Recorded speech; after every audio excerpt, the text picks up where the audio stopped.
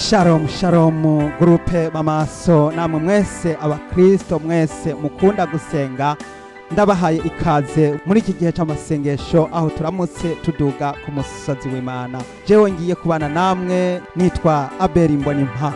Tugiye rero kubanza kumviriza igishinga ntahe cy'umuntu adushingira intahe yatuye umutwaro muri gurupe mamaso, hanyuma amaze gusengerwa uwo muntu ari mu bitaro yarakize. None rero tugira ngo twumvirize ico gishinga ntahe, hanyuma tuza guca tubandanya n'ibihe byiza byo gusenga Imana. Yesu nashimye. Bene data dusangije urugendo kuja mu ijuru, nshuti z'umusaraba bakundwa, ndabagumbiriye mu izina ry'umwami wacu Yesu Kristo yatubambiwe ku musaraba. Natwe twongeye gushima Imana ubugira ukundi kandi dukenguruka, dushima ku bitangaza n'ibimenyetso igenda idukorera, dushima ukuntu igenda ituzigama ikatuzitirira, dushima ukuntu igenda ibana natwe. Iyo Mana yacu n'ukuri iragahezagirwa, n'ukuri iyo Mana yacu nihabwa icubahiro n'icayo iragikwiye. Yego nanje nongeye kuduza ishimwe hejuru y'Imana yacu, ndayishimira ku bitangaza n'ibimenyetso igenda ikora, shima ukuntu igenda ituzigama kandi ituzitirira, ukuntu igenda iturinda, n'ukuri igenda iturwanira. Intambara ni nyinshi muri iyi si, ibibazo ni byinshi muri iyi si, n'ukuri amageragezwa ni menshi muri iyi si, ariko Imana yacu igenda ibana natwe, igenda iturwanirira, igenda igwana n'abatugwanya. N'ukuri duhagaze mu mwami wacu, n'ukuri duhagatiwe n'ingabo z'ijuru, n'ukuri Imana yacu umwami wacu Yesu Kristo ari mu ruhande rwacu kandi ntawe ushobora turwanya. Nariko ntanga ishimwe rero kwitangaza Imana yadukoreye n'iyi minsi. Yesu umugenzi yaragwaje umwana, yanyandikiye ambwira ko umwana agwaye cyane kandi aremvye. Hama amaze kunyandikira ambwira ko umwana agwaye cyane kandi aremvye, ambwira ati n'umutwaro nkuremetse kugira ngo umfashe gusenga.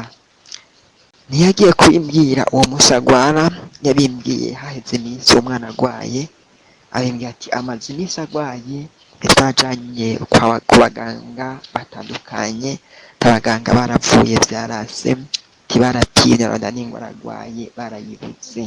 Ati ubu rero ntitubona ico turi bukore, ntitubona uko turi bubigenze, ati igisigaye ni Imana yo mw'ijuru yo yikorera ivyayo. Ntitwatereje amasengesho. Hama bamaze kudutereza amasengesho, yego n'ukuri je ndasoma ngo n'umutwaro ukaze cyane, ndasoma ngo mbere umutwaro uremereye cyane. Wa mbere umutwaro n'ukuri numva umengo n'umutwaro n'ukuri mvuga ngo nta n'ukuntu nawuvuga.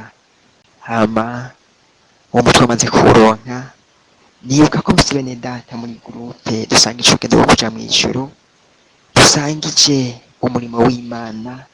Ndavuga ati umutwaro ntabwo ndi buwikumizeko, ndaramwisha ndavuga ati ko Imana yo mw'ijuru ati vyumvise ibibazo vyawe vyose, kandi izo ngwara izakire. Hama umutwaro mpaye ntabwo ngiye kuwikorera jenyene, nawe ndafise bene data turi muri gurupe, tugomba ndawushikiza umutwaro, badufashe gusenga, badufashe yego kuwushira imbere y'Imana. Nibuka ko nahise nshira uburyo muri gurupe, ndavuga ati ndafise umugenzi agwaje umwana, tumudufashe gusenga rero Imana ikore ivyayo, ikore ibishoboka. Hama ndabandanya ndashira imitwaro imbere y'Imana, kandi ndabandanya ndahana bene data abana badufasha gusenga, data abakozi b'Imana. Ndabandanya ndabaha imitwaro, ndababwira ati naho batashe ko batashe vyabaye imitende, atariko ingwara zasubiye gusurirana, ingwara zasubiriye nabundi zasubiye ku rugero rwo hejuru. Nabundi basubiye ku mutwaro, ndabandanya mubasengera. N'ukuri ndasengeye abakozi b'Imana, n'ukuri ndashimiye abakozi b'Imana mwadufashe gusenga. N'ukuri mwarakoze cyane, Imana ibahezagire, n'ukuri Imana ibandanye kubahezagira cyane. Hama rero bukeye barazindutse mu gitondo, naho nabandikiye amasaha gatondo nko ma 11 ngira n'inusu, ndabandika ndabaza ati umwana ameze gute. naho bambwira ati umwana ti n'imitende buke buke atakamitende kabonetse tinetse kamitende kabonetse timbere tuja kwa muganga nkuko abaganga badutegetse tudushaka kwa muganga nigome dukuri hama baraja kwa muganga bagiye kwa muganga ku mugoroba niho bagiye kunyandikira yego bambwira ati nukuri ti abadusengeye ati mwarakoze ati Imana yo mwijuru ibahezagire twebwe ntacyo dufise twobaha nta n'ukuntu tutadufise twoshima atariko Imana rurema tiyoyo igerera abana b'abantu tiyoyo ishobora guhemba abana b'abantu atize ibaduhembere ati umwana twese kwa muganga hama baramupima tiburya malaria yari yarasi kuboneka ku minsi tumaze kumuvuza ati yaboneka bahise bamutora malaria hama baramuvura none umwana ubona imitende ati umwana azokira kandi yakize ati ingwara yo yamaze kumenyekana ati ubona imitende nukuri numvise ishimwe rikomeye cyane mu mutima wanje numvise ishimwe ry'igitangaza cyane Imana kubikoze ibitangaza nk'ivyo nukuri mije numvise ishimye ritagira uko ringana none bene data nukuri bene data mwarakoze cyane mwarakoze bene data mwarufashe gusenga nukuri Imana ibahezagire kandi ibahezagire cyane nukuri ibongeze ingabire ibongere ubushobozi ibongere imbaraga ibongere nukuri isubire ibongerereze mbere n'ibyo mwari mukenye isubire ibibongere nukuri Imana yacu irashoboye Imana yacu ni Imana y'igitangaza ni Imana idatetereza ni Imana ikora ibintu mu gihe cyabyo nukuri ujyaye tumaze gusenga tukaje muri Imana tugasenga nigome kuko nahaye imitwaro abantu benshi yego n'abandi bashaka guha umutwaro bagiye badufasha gusenga nukuri hageze ku mugoroba bahita banyandikira ngo umwana ngo bamuteye urushinge ngo none ngo kafide gaciye kaza kuko bamaze kumushyira mu bitaro ngo mbere ngo bahise babwira ngo batahe ngo badusayo mu gatondo nukuri numva ari bayishimye rikomeye cyane ariko bashitse muhira ngo byashikaye birongerekana cyane barasubira barambarira ati bijya naho twatashe atariko umutwaro wasohoka umutwaro kivyongeye kongerekana kandi ati umwana yasubiriye kuremba bababwira ati ndigoreme kandi mugire ukwizera ati turabandanya turasengera tubandanya turi imbere y'Imana nawe mbandaye mwisengera kandi mbandaye mugire ukwizera ivyo vyose Imana igiye kubirangiza mu gihe gito cyane none bene data nukuri mwarakoze cyane kandi mwarakoze Imana ibandanye kubahezagira kandi Imana nukuri ibongereze imigisha mu byanyu no mu banyu ikikorwa cyiza mwakoze izame ikibibukirako igihe muzoyihamagara cyose igihe muzogicumu icyo muyikeneye ko ize ibibuke kuri ikikorwa cyiza mwakoze nukuri mwarakoze cyane Imana yo mu ijuru ibahezagire kandi si ibahezagire nukuri mwarakoze kandi mwarakoze nuko ishimo ryanjye n'ifise neko datanga ku Mana ryari iryo abaryumvise mwese nukuri abakoze icyo gikorwa nawe mutashoboye gukora nukuri mwese Imana ibahezagire shalom shalom amen. mwene data ndakuraritse kugira ngo uze dufatanye gusenga uze dufatanye kuyagana Imana uze dufatanye kumva ijwi ry'Imana kuri uyu musozi uyu munsi twagira ubuntu n'Imana rero hamwe n'ivyo tugiye gusenga kandi muri uku gusenga tuza gusenga dusengera imitwaro itandukanye kandi turaza kubanza kwishikana kugira ngo twoge mu maraso ya Yesu Kristo. Muri uku gusenga rero turaza kwifatanya n'ijambo ry'Imana riboneka mu butumwa bwiza bwa Matayo igihimba ca 4 maze dusome duhereye ku murongo wa 23 kugeza kuri 25. Haravuga ngo Yesu agenda i Galilaya hose yigisha mu masinagogi yabo ababwira ubutumwa bwiza bw'ubwami akiza indwara n'ubumuga by'uburyo bwose mu bantu. Haleluya. Yesu yagenda yigisha ubutumwa bwiza bw'ubwami. Ubwami bwaradushitsemwo kuko Yesu Kristo umunsi yakandagiza ikirenge ku isi, ubwami bwa Mesiya bwari butanguye, ubwami bw'Imana bwarashitse. Mwene data, haguruka ugende wamamariza ubwo bwami, haguruka ugende uvuge ko Yesu ari kumwe natwe. Yitwa Emanueli, risobanurwa ngo Imana iri kumwe natwe. Hariho abantu basenga bavuga bati Imana turasaba ngo utwereke ubwiza bwawe, ariko bakayoberwa yuko ubwiza bw'Imana bwamaze kutuvyagiramwo. Yesu Kristo ari muri twebwe, yitwa Emanueli. Mwene data, Yesu Kristo ari kumwe nawe, ntutinye. Ijambo ry'Imana riravuga ngo ubwami bw'Imana ntibuzoza bwerekanwa ngo nguburiya canke ngo ngubu, kuko ubwami bw'Imana ari wewe. Ubwami bw'Imana ni jewe. Ubwami bw'Imana ni iyi Bibiliya dusoma tukayigisha tukayisobanukirwa. Ubwami bw'Imana buri muri twebwe. Gurupe b'amaso, ubwami bw'Imana bwaratuvyagiyemwo. Nimuze tubusemerere tubwigishe. Nimuze. Yesu yavuze ngo abantu nibahora ngo amabuye arasemerera. Niwanka kuvuga, hariho ibiti bigiye kuvuga, hariho amabuye agiye gusemerera. Nimuze tuvuge hakiri kare. Nimuze tuzimbereze Imana dushima, twamamaza ubwami bw'Imana. Nuko rero ngo agenda akiza indwara n'ubumuga by'uburyo bwose mu bantu. Dukize indwara, dusengera abagwaye, dusengera ibimuga, dusengera impumyi, dusengera abacumbagira, dusengera ibiragi, abapfuye bazugwe mu izina rya Yesu. Haleluya. Imisyo y'umwami wacu Yesu Kristo yarafise ibikorwa bibiri. Yaravuga ubutumwa akongera agakiza. Yarakiza abagwaye, akazura abapfuye, agahumura impumyi, agasenda abadayimoni, agakora ibitangaza. Umwami wacu Yesu Kristo yagenda agirira abantu neza. Mwene data, nawe birashakirwa yuko aho uri hose wumva yuko ugenda uvuga ubutumwa, ukabwira abantu, ubabwira uti mwihane kuko ubwami bwo mu ijuru buri hafi. Hanyuma rero ugaca ukora n'ikindi gikorwa bibangikanije cyo gukiza abarwaye, gusengera umuntu iyo umwipfurije neza uba umusengeye. Umuntu iyo umusengeye uba umwipfurije neza. Umuntu iyo umusengeye ukamubwira ati ndagusengeye ngo ukire, uwo muntu uba umukijije kuko uba umuhaye mpore kandi uba umuhaye ijambo ry'ihumure, ijambo ry'umutekano. Ndagira ngo umuntu wese ari muri gurupe b'amaso tumuhe ijambo ry'umutekano. Ndaguhaye ijambo ryo kurema. Wewe usinzikajwe n'indwara z'imitima, ndaguhaye mpore. Ndakubwiye ngo Yesu arakiza. Wowe usinzikajwe n'indwara z'imibiri, ndakubwiye ngo mpore. Ndakubwiye ngo Yesu arakiza.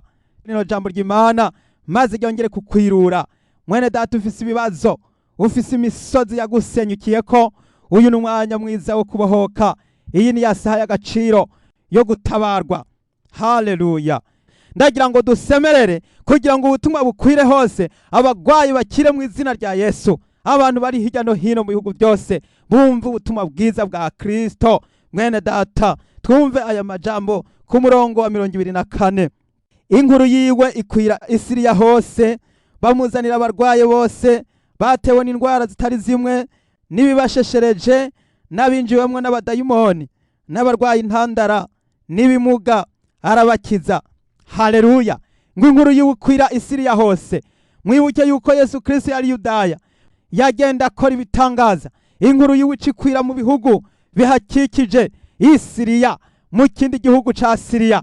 Bene data, Siriya murazi, hariya muri Aziya. Inkuru yiwe irakwira ishika kure kugeza igihe yakwiye igashika ni Siriya. Haleluya. Mwene data, ndagira ngo uvuge ubutumwa, usemerere muri gurupe b'amaso. Turagomba kugira ngo ubutumwa bukwire burenge imipaka, bujabuke, burenge Burundi, burenge Canada, burenge Amerika, burenge mu Rwanda, burenge muri Kongo, bushike mu Burayi, muri Europe, bushike ku isi yose, ndetse n'abavuga indimi zitari zimwe bumve ubutumwa bwiza, abagwaye bakire mu izina rya Yesu Kristo. Mwene data, hano ku musozi w'Imana niho byose bibonekera. Ntihagire umuntu aza kuva hano ngo atahe iminwe misa, ariko twese dutahukane ijambo rizima. Mana ihabwe icubahiro.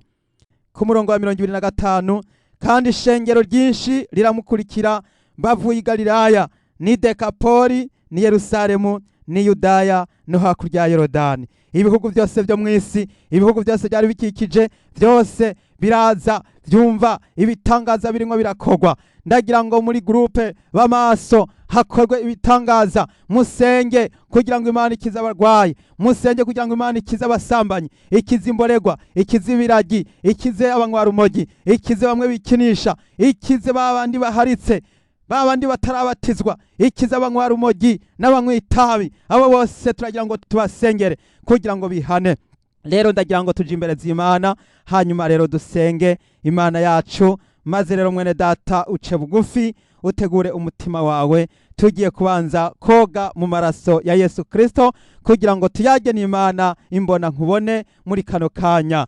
Rero ndakuraritse kugira ngo ahuri mwene data wongere guca bugufi, maze dusenge Imana yacu.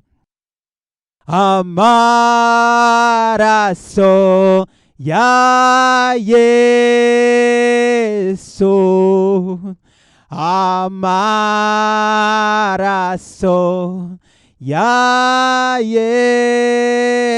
Yesu, amaraso ya Yesu, anyozie icaha cyose. Twese turirimbe haleluya,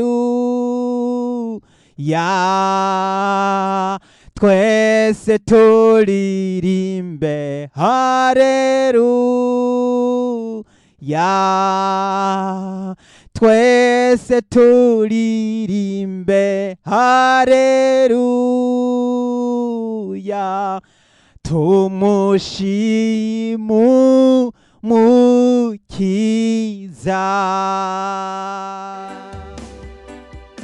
Wera data mana igororoka kibirenge ca byose, wewe usumba byose, wari mu ijuru n'isi n'ikiyaga n'ibirimo byose, izina ryawe rishemagizwe, izina ryawe rihimbazwe, izina ryawe rishigwe hejuru. Turaguhaye ikaze mu mitima yacu, turagusabye ngo ubwami bwawe busasagare muri twe, busasagare muri jewe, ubwami bwawe buze hano ku isi kugira ngo mwami ibyo ugomba bibe mu isi nk'uko biba mu ijuru. Muri kano kanya mwami ndongeye gusaba kugira ngo unyezeshe amaraso yawe. Ndasabye Yesu mwami umuhe kozwa n'ukwezwa, ndinjiye mu maraso yawe Yesu kugira ngo mwami nongere kozwa n'ukwezwa. Urakoze mwami Imana yacu. Ndasengeye umukristo wese, ndasengeye umuntu wese wo muri groupe b'amaso, ndasengeye umuntu wese ahari hose, umukristo wese, mwene data ahari hose, ndamusengera kugira ngo yongere kuhagirwa n'amaraso y'uwatwitangiye Yesu Kristo mwami wacu. Urakoze Mana ko ari wowe utubabariye, urakoze ko ari utwogeje imyanda yose n'ubuhumane bwose, ndabigushimiye Mana. Rero nyakubahwa mwami w'imbabazi, muri kano kanya mbanje gusengera mwami umuntu wese ariko arihana, umuntu wese aca bugufi, umuntu wese yongera kwihana agaca bugufi ku bicumuro byiwe. Mwami ndakweretse abantu bazimiye, ubazimurure, ubazane kugira ngo bongere kwihana ibicumuro n'ibyaha byabo. Mwami ndasengeye umuntu icaha cazingazinze kikamuburagiza, kikamuburabuza, kikamutesha intumbero, ugasanga yagiye atumutwe agatumwanya akaba yazimiriye mu byisi. Ndamusengeye kugira ngo umuharire icaha ciwe, kugira ngo umuntu yihanye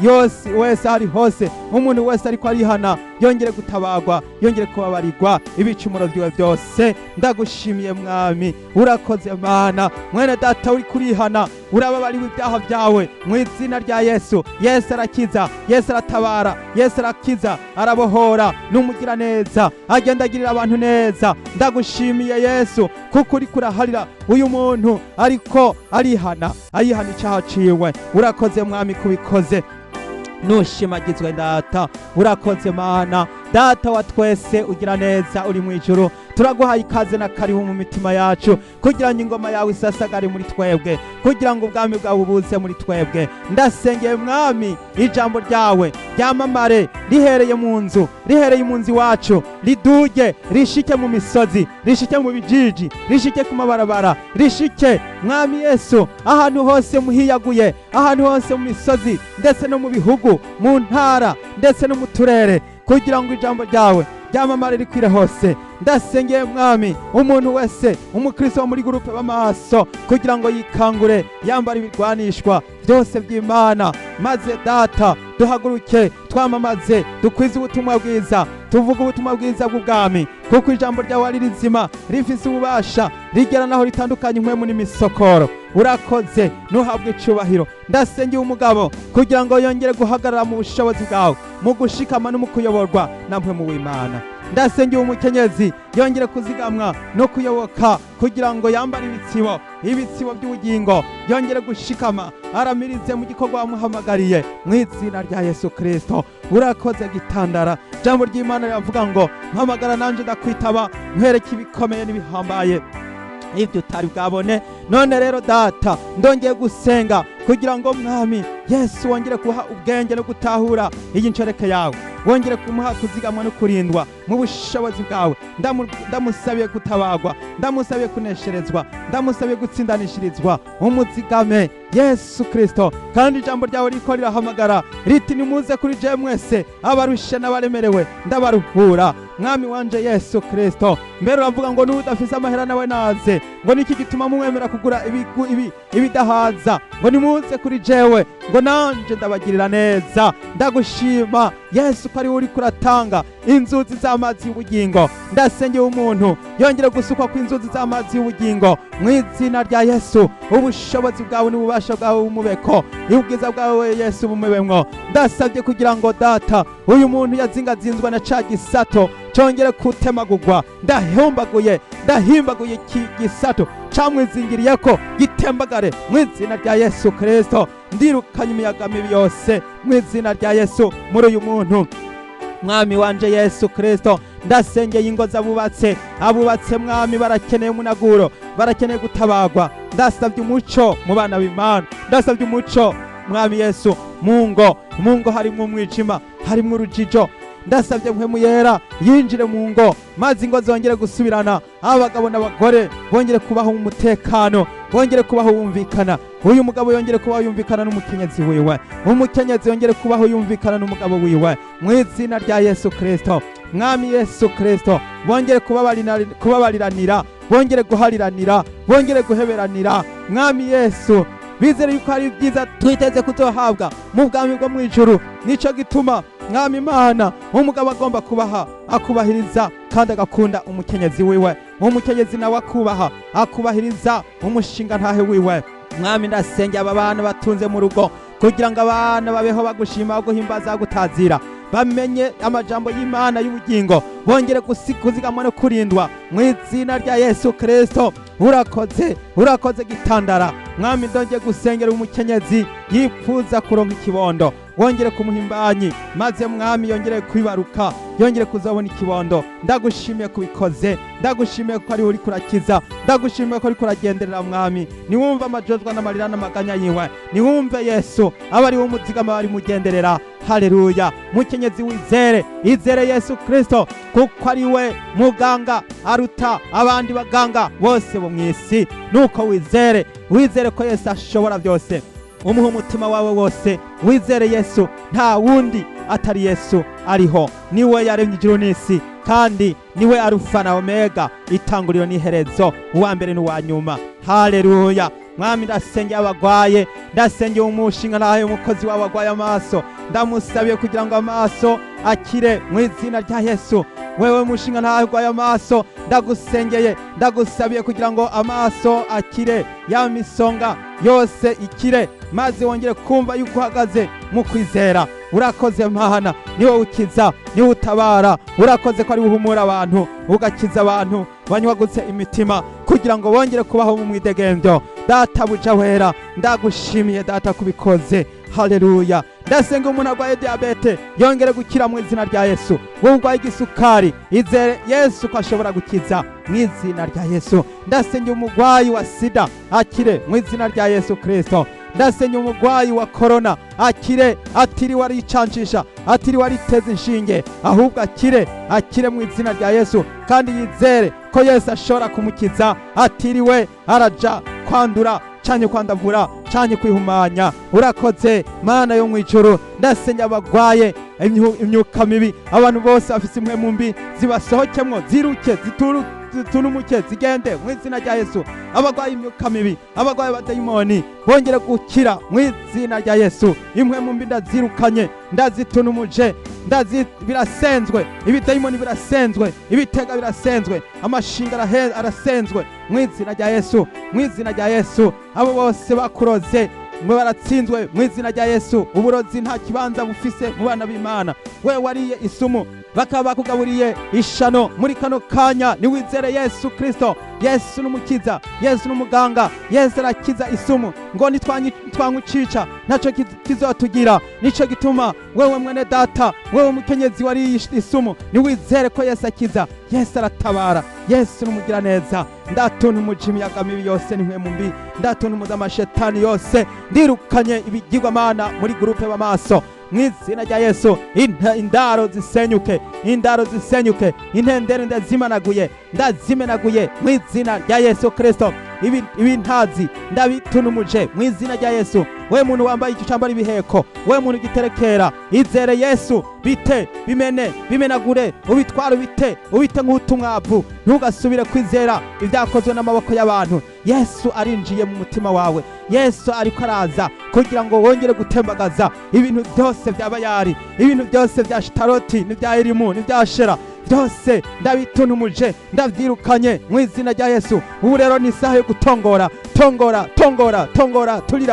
turira imiyaga mibi yose, turira intenderi, turira impuzu z'abaganza, izo mpuzu zaguzwe n'abaganza uziturire, izo mpuzu zambara imaraya uziturire, izo mpuzu zambara imaraya uziturire. Wowe ukijye ucambara imishatsi y'abamaraya uyiturire mu izina rya Yesu Kristo. Ntugire n'abandi uyiha, ahubwo genda ubite muri pubere, kubera ko Yesu ariwe mugiza, ariwe mukiza, ariwe muganga. Ugende ubiturire mu izina rya Yesu Kristo. Wewe ucambara impuzu zitakubereye, ariko ugasanga ukomeza ugenda ubyambara, muri kano kanya ihane. Yesu aravuze ngo ni wihane, maze wongere kuba umukristo, wongere kuba umwana w'Imana. Ni isaha y'agaciro, iyi ni isaha yo kubohoka. Wewe umuntu ugikekeranya, ukaba ugikekeranya kuri ibyo byose uri kuriyononesha, muri kano kanya nubirandurane n'imizi mu izina rya Yesu, maze witegure gusanganira umwami. Yesu agiye kugaruka. Haleluya. Yesu ngwino winjire mu mitima y'abantu bose bari mu bakwizera.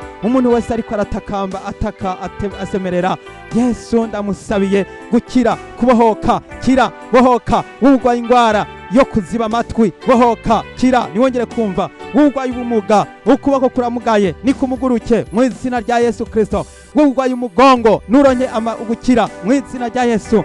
Nukire mu izina rya Yesu Kristo. Nuko rero wewe urwaye hepatite B, kira mu izina rya Yesu. Urwaye kwitama, kira mu izina rya Yesu, kwitama ry'uburyo, kira mu izina rya Yesu. Hari umuntu arwaye amenyo, ndamusengeye, ndamusabira gukira ayo menyo, akire mu izina rya Yesu. Bohoka. Wewe ufise icaha c'ubusambanyi cakwizingiriyeko, muri kano kanya Yesu arakugendeye kugira ngo wongere gukira. Bohoka mu izina rya Yesu Kristo. Ndasengeye uyu muntu, databuja, ndamusengeye, ndamusabira kubohoka, yongere gukira ubupfu bwiwe bwamwizingiriyeko mu izina rya Yesu. Hari umuntu afise intege nke, databuja ku bihimba by'irondoka, ndamusengeye gutabaruka mu izina rya Yesu. Hariho urugo rugomba gusambuka bitewe nuko badashobora kugira ngo barangure amabanga nkuko bikwiriye. Bohoka mu izina rya Yesu. Yesu aragusize amavuta, Yesu arakuzigamye, Yesu aragutabaye, Yesu arakugendereye. Yesu ariko aritaho uyu mushinga naye yakubakubwe, yagowe, yananijwe, imisozi yamwibarayeko. Yesu arakugendeye, kira, bohoka. Wewe musore umeze nkuko ugenda uri sibateri, ukagenda uri nyamwigendako, utagira cepfo ca ruguru, Yesu arakubonekeye, umuco urakurasiye. Hari izuba ry'ubugororotsi ryongeye kuza muri wewe.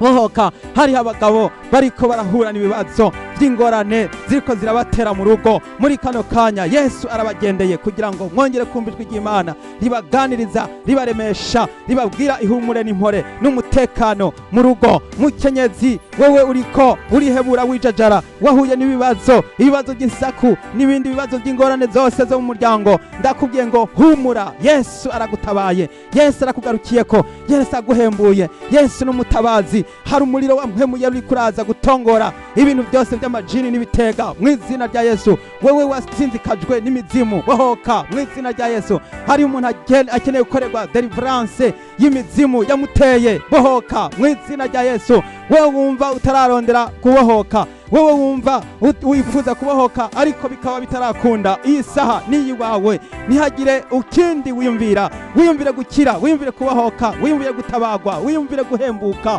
Tabaruka, tabaruka, Yesu arakugendeye. Kira, kira, kira. Wewe ugwaye mu mutwe, iyi ni isaha kugira ngo wongere kumva amahoro n'umutekano mu mutwe, ubwonko, muri servo. Mu izina rya Yesu ndagusabiye kumva ihumure. Wewe ukumva iminzerere mu matwi, muri kano kanya Yesu arakugendeye, arakubohoye. Bohoka, bohoka. Hari umuntu agwaye amaguru, muri kano kanya yo maguru niyongere gukira. Kora ku maguru, uyabwira ati wa maguru we Yesu aragukijije. Ndakubwiye ngo ya wa maguru we Yesu aragukijije. Kira, kira mu izina rya Yesu Kristo.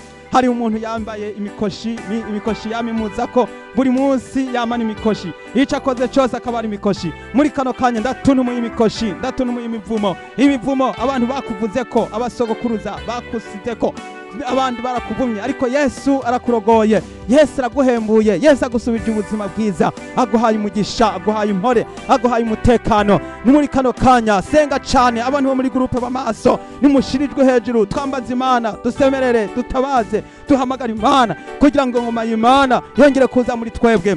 Umuco urarashe muri groupe b'amaso, mwitegure kugira ngo mutware ubutumwa bwiza mw'isi yose. Amakungu yose arakeneye ko kuronka ubutumwa bwiza buciye muri groupe b'amaso. Wewe mukozi w'Imana uri muri groupe b'amaso, wagira ubuntu kaza muri groupe, shikamushiramangu, shikame cyane kandi uramirize. Ibikorwa by'Imana birahagurutse, biraje. Yesu Kristo arazanye imirimo n'ibikorwa byinshi kugira ngo abakozi b'Imana mutangure gukoreshwa ibitangaza. Musengera abagwaye, musenda abadayimoni, mukize indwara mu izina rya Yesu, mubohora imbohe, muzura bapfuye mu izina rya Yesu. Abanyabyaha bahari ku byaha byabo, abasambanyi bihane, abanywara umogi bihane, abatinganyi bihane, abapfuye bagihagaze bongere kuba bazima mu izina rya Yesu Kristo. Bongera kuvugira kuri ayo magufa yumye ati ewe wa magufa uyumwe yumye we, niwumve ijambo ry'Uhoraho. Yesu arakugendeye. Yesu ngwino mu mutima w'uyu musavyi wawe, akwizera, akunogera, akurondera ku murango na mwijoro kugira ngo yumve ubwiza bwawe bugendagenda muri we. Urakoze Mwami, urakoze. Ndasenga ivuga butumwa rigende hose mw'isi yose, rigende rihereye ku bato n'abakuru, abatama n'abatamakazi, kuko ijambo ry'Imana rivuga ngo hanyuma y'ivyo nzosuka mpwemu wanje yera kubari n'umubiri wose, abahungu n'abakobwa bazovugishwa nanje, mbere n'abagurano banje abahungu n'abakobwa banyu muri iyo minsi nzobereka agakiza k'Imana, bazorota inzozi. Muri kano kanya nduguruje urugi, urugurure Mwami, ni wugurura ntihagire uwugara, kandi ni wugara ntihagire uwugurura. Nduguruje urugi rw'ubutumwa bwiza, ndagusabye wugurura urugi rw'ubutumwa bwiza muri groupe b'amaso ndetse no mu ishengero ry'abera mw'isi yose. Yesu ni wugurure, Yesu ni wugurura ubutumwa bwiza, abantu bihane. Hari abakobwa bananijwe, hari abakobwa bari kubarihebura bicurikiriye, ndabasengeye babohoke. Umukobwa wewe wumva ufise intege nke n'amagara make, muri kano kanya ni urabe Yesu ku musaraba, kandi ntuje mu caha, ahubwo ni wizere. Yesu yiteguye kukugendera, ntuhemuke, ntukore ibidakorwa, ahubwo ni wihangane. Yesu ari kumwe nawe. Haleluya. Umugeni wa Yesu yitegure, umugeni wa Yesu mube maso, mugabe mwitegure gusanganira inzamba y'iherezo iri hafi kuvuga. Ni mube maso, mwitegure. Ijambo ry'Imana rivuga ngo Mwami musenga mu gihe gikwiye no mu kidakwiye, musenga ibihe byose. Data ndagutabaje kugira ngo wongere gusuka ubushobozi mu bakristo bose, kugira ngo abarusha n'abaremerewe babohoke mu izina rya Yesu. Ndasengeye umuntu agira acikane, ahubwo agaruke asubire abe muzima mu izina rya Yesu Kristo. Kira wewe ugwaye, bohoka. Ndasengeye umuntu ari mu bitaro, ahagwariye mu bitaro yongere gukira mu izina rya Yesu Kristo. Ndasengeye umuntu afise ibibazo bitandukanye mu mutwe byamuzungurukishije ubwonko n'ivyumviro, abohoke, bohoka, Yesu arakugendeye, kira mu izina rya Yesu Kristo. Urakoze Mana, ndasengeye umuntu ari mu bunyororo, ari mu gasho, akeneye amasengesho, akeneye inkunga yo gusengerwa, ndamusabiye, ndamusengeye, ndamukwingingiye, mugendere, mugarukireko Yesu, ukemura ibibazo byiwe byose, aba ari we umubera igisubizo cy'ibibazo byose, maze akwizere kandi akubahe. Urakoze Mana, ndasengeye umusore mwami yijajaye yihebuye muri kano kanya, wongere kumugarukirako kugira ngo data umuhe kwihana, ahebe iby'isi, ahebe ibintu byose byamuzingazinze mwami, ahubwo yuzure ubushobozi bwa mpwemu yera, ace aba umukozi wawe, agukorere, akuvugire, agutazire ku murango no mu ijoro. Urakoze Yesu, urakoze Mana, ndasengeye ugwaruka, ndasengeye ugwaruka, ndasengeye ugwaruka bifuza kubaka Kristo mwami, ndasengeye umukobwa yifuza yuko yoronka uwo babana, ndamusengeye kugira ngo mwami yubake Kristo, yubake mu Kristo, yubake nk'umwana w'Imana yakijijwe, yizere yuko azoronka umugabo wiwe kandi bakazokubaka Kristo kandi bakazobana amahoro. Yesu urakoze, ndamusabiye umugisha, ndamusabiye gutabagwa, ndamusabiye kumvigwa. Urakoze kubyumvise, urakoze kubikoze. Ndasengeye umusore mwami Yesu Kristo, umugendere, umuhe gishobora kumutunga, tumutungira ubuzima n'amagara mu bikubu, kugira ngo mwami abeho akwizera, ataco yijajara, ataco yinona. Yesu urakoze gitandara, mwami w'abami, urakoze ko ari ukuragendagendera abantu bose mu ngorane zabo zose. Ndagushimiye mwami, uruwera, uruwera, uruwera, nuhabwe icubahiro. Ndasengeye abanyeshuri mu mashuri, muri kaminuza, bagarukire ko ubahe gushikama, ubahe kuronka ingene bashobora kwiga atankomanzi, haba mu bikoresho byose, na cane cane ubahe gukizwa mu mitima, bicare bizeye, bicare bizigiye, barorere isezerano rya mpwemu yera, nkuko wabwiye abigishwa ati nimugume Yerusalemu, murorere isezerano rya data. Ndasengeye umuntu yiga muri kaminuza, ntiyihebure, ntacike intege, ahubwo yizere Yesu Kristo yabambwe ku musaraba. Mwigeme, shikama, hagarara, ukomeye, ukomeze urugendo kandi nturambigwe. Yesu ari kumwe nawe, ubu bushobozi bw'Imana bukubonekeko, amaraso ya Yesu Kristo akubonekeko, kandi ugende uvuga ubutumwa, ubwira abandi, uhagararira igikorwa c'amasengesho no kuburira abantu ngaho nyene uri mu ishuri, mu izina rya Yesu Kristo. Ndasengera abiga muri za koleje no muri za segondere, abo bose mwami ndabashize mu biganza byawe, ubagirire neza, wongere kubaha gusobanukirwa. Ndasengeye abasore b'iki gihe mwami barazimiye, bazimira mu by'isi, amatekinoloji araciye ibintu, za telefone ngendanwa mu ntoke. Ndasabiye abantu bongere mwami Yesu kumva yuko data ibyo bariko barahurumbira bizobakwegera, bikabakwegera akaga. Ndabasengeye, ndabasabira yuko bakwiye kwisunga Bibiliya, ijambo ry'Imana rikaba ari ryo bagendana ibihe byabo byose mwami, bakoya kwisuka muri ibi bintu biko birazimiza isi yose iri kwirononekara. Ndasabye mwami utabare abantu mu isi bariko barazimirira muri Facebook, bariko barazimirira muri za technology, barazimirira ku interineti, ibintu bariko baravya amashusho za pornography ziriko zirica abantu benshi, bariko barazimira. Ndabasengeye, ndabasabiye gutabagwa, babohoke mu izina rya Yesu. Musore bohoka, bohoka byakuzimije bikuveko, maze ubwire Satani ati mvako Satani mu izina rya Yesu Kristo. Ambara ubushobozi, ambara inkomezi, ambara ububasha, wizere Yesu Kristo aragutabaye. Egome, urakoze data, nuhabwe icubahiro uko ari kuri, uri kurabohora, uri kurakiza. Gendera ibihugu bikeneye kuronka umutekano. Ndasengeye abakuru b'ibihugu, ubarinde muri ibihe bidasanzwe, ubarinde mwami. Ndasengeye abakozi bawe, ubarinde muri ibihe bidasanzwe. Abakuru b'amadini, ubarinde muri ibihe bidasanzwe, ubahe kumenya no kumva ijwi ry'Imana ribabwira, ribinginga, ribereka ico bakwiye gukora n'ico bakwiye kureka. Mwami Yesu, ndasengeye ishengero ry'abana b'Imana aho riri hose munsi y'ijuru, bongere gukizwa neza, ubutumwa bwiza bongere kudoma ku cyaha no kuvuga kugira ngo abantu bakizwe, bihane, bongere gukorera Yesu by'ukuri ataburyarya. Ndasengeye amashengero y'abizera, amasengero y'abana b'Imana. Yewe mukozi w'Imana, vuga ubutumwa, ubwira abantu ko Yesu akiza, kandi uburira abantu, ubabwire yuko inzamba y'iherezo iri hafi kuvuga. Yesu agiye kugaruka gutwara ishengero ry'abana b'Imana. Nico gituma Yesu ndagutabaje, wongere kugendera ishengero ry'Imana mu isi yose. Ndasengeye mwami ibihugu bya Amerika, ibihugu bya Canada, ndasengeye Afrika, ndasengeye ibihugu bya Australia no muri Asia no muri Europe. Ndasengeye abana b'Imana bose aho bari hose batabagwe. Yesu Kristo wongere databuja guha benshi kwikangura kugira ngo ya nzamba niyavuga baze babe biteguye. Yesu Kristo urazompa kwitegura, urazompa kuba nasizwe amavuta. Ndasabye gusigwa amavuta nonaha kugira ngo nicare niteguye. Ya nzamba niyavuga sinzomaramare. Yesu ndasengeye umwigeme ntazomaramare. Ya nzamba niyavuga azobe yiteguye. Ndasengeye umugabo ntazomaramare. Ya nzamba niyavuga azobe yiteguye. Ndasengeye umupfasoni Yesu yicare yiteguye kugira ngo yambikwe ubushobozi bwawe, amavuta yamwe muyera atuboneke ko aboneke kuri uyu musavyikazi wawe no kuri uyu musavyi wawe mu izina rya Yesu Kristo. Ndasengeye abana b'Imana bizere Yesu Kristo agiye kuza utabara ishengero, kuko hagiye kuza ibibazo bidasanzwe. Nico gituma umukristo akwiye kwicara yiyubara agavye ari maso akamasenga. Tukomeze amasengesho, dushishikare gusenga, dushishikare kwambaza Imana. Wera Mana ndagutabaje, Yesu ndaguhamagaye, ngwino twibanire twigumanire muri ibihe bidasanzwe, muri ibihe bikomeye, muri ibihe Yesu abantu benshi bongere kumva ijwi ry'Imana ririko rirabahamagara mu izina rya Yesu Kristo. Mwami ndasavye ndasengeye isi yose yongere kwikangura, abariko barazimira bariko bariteza inshinge za corona.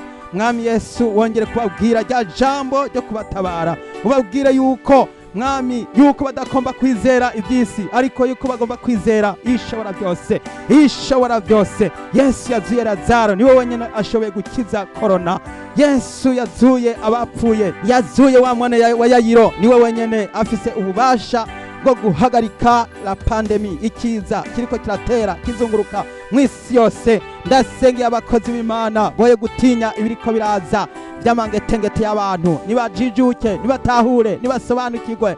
Yesu Kristo ahagaze ku rugi ariko araramutsa, aradodoye, aravuga ngo ndehe ndaramukije ngo umuntu niyumva ijwi ryanje akugurura urugi ndinjira iwe dusangire. Yesu ndakugururiye mu mutima wanje, ngwino dusangire ibingoye, dusangire ibyiza, dusangire ibinezero, dusangire ibimbabaza byose. Ndaguhaye ubugingo bwanje, ngwino wibere Mwami n'umukiza mu bugingo bwanje. Ndasengeye abera bose, Yesu ubabere umwami n'umukiza. Ndasengeye igihugu cyose ukibere umwami n'umukiza. Ndasengeye abera abana b'Imana, Yesu ubatabare. Ndagushima kubikoze, ndagushima kubw'ibyiza birimo birakoreka mu ishengero ry'Imana hose. Abana b'Imana bambikwe ubushobozi, bazigamwe, barindwe, batabagwe mu izina rya Yesu Kristo. Urakoze wewe wifuza amasengesho, komeza gusenga, bandanya dusengane iri sengesho. Wizere wewe ugwaye ingwara zose zagusinzikaje, iyi ni isaha yo kubohoka. Bohoka kira mu izina rya Yesu. Yesu arakiza, Yesu aratabara, Yesu yuzuye imbaraga n'ubushobozi. Ubushobozi bw'Imana bwaraserutse buzanira abari mu isi bose agakiza. Aribwo buntu bw'Imana bwaraserutse buzanira abari mu isi bose agakiza. Yesu Kristo, kuko ijambo ry'umusaraba kubaho na urupfu, ariko kubizera n'ubugingo budashira n'ubushobozi bw'Imana. Ndagushimiye Mwami, jambo ryawe riratubwira ngo nuko rero kandi ko dukorana nayo, ngo turabinginze ntimuherwe ubuntu bw'Imana gupfa ubusa, ngo kuko yavuze iti ku munsi wo kwemererwamo ndagutabaye, no ku munsi wo gukirizwako ndakumvise. Mwami Yesu, uyu munsi utubere umunsi wo gukizwa, utubere umunsi wo kubonana nawe kuri uyu musozi. Yesu tugendane nawe. Ndasengeye abera bose, ndasengeye abana b'Imana, ndasengeye abakunda gusenga bose, ubagirire neza, ubongere inkomezi, ubazigame, ubarinde. Yesu turi kuri uyu musozi, ndasaba Mwami Yesu abari wowe wivuganira natwe, wibanire natwe, ugumane natwe uhereye none kugeza ibihe bitazoshira. Ndabishimye nkenguruka kubikoze. Urakoze kudukemuriye ibibazo byose, urakoze kukuyaho imisozi irasenyutse, imisozi yaho riduhanamiye iragiye irahunze. Yesu urakoze, ndagushime ko wirukanye imyuka mibi, abadayimoni barasenzwe, barirukanywe mu izina rya Yesu. Icaha cyose cyahora cyitwa izingirako kirahunze, ubupfumu burahunze, uburozi burahunze, isumu irahunze mu izina rya Yesu. Ibitega birahunze, abadayimoni barahunze mu izina rya Yesu. Toka shetani katika jina la Yesu. Urakoze Yesu, urakoze Yesu, urakoze. Nuhabwe icubahiro, ndabishimye nkenguruka. Urakoze ko ari utabara kandi ko ari ukiza. Nuhabwe icubahiro, izina ryawe rishimagizwe, rishigwe hejuru. Ubishimirwe Mwami w'abami. Nanje nshimye nkenguruka. Yego menya kubahwa, byose ni wewe ubigira ukabigirura, kuko ari ufise ububasha hejuru y'ikintu cyose, ico tubona cyose nico tutabona, byose wewe ni uri hejuru ya byose. Urakoze, nubishimirwe. Haleluya, haleluya, haleluya. ndavyambaje nshima nkenguruka kandi ntazira mu izina rya Yesu Kristo umwami n'umukiza wacu, amen. Mwene data wumva yuko wakize canke ukaba ufise igishinga ntahe canke ukaba ufise umutwaro wifuza kuvugana n'abakozi b'Imana, udutelefone ku giharuro